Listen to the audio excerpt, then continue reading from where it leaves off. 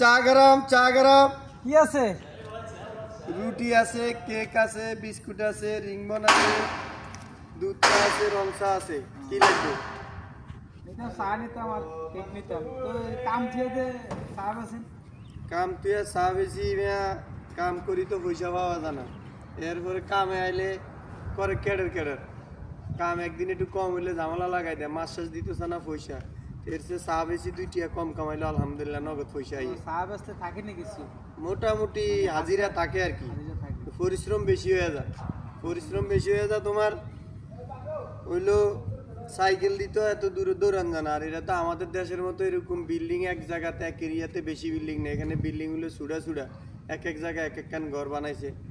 এরকম অনেক area দৌড়াইতো, 15-20 kilometre area পুরো দিনে দৌড়াইতো।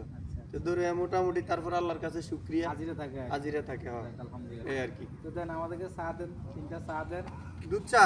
দুধ চা দেন আর কেক দেন। চা আর কি? কেক দেন। নাও কেক কয়টা? কেক মানুষ কজন? ইলিয়াস খাইবো? কয়টা কেক দেন, সার্ভিস দেন।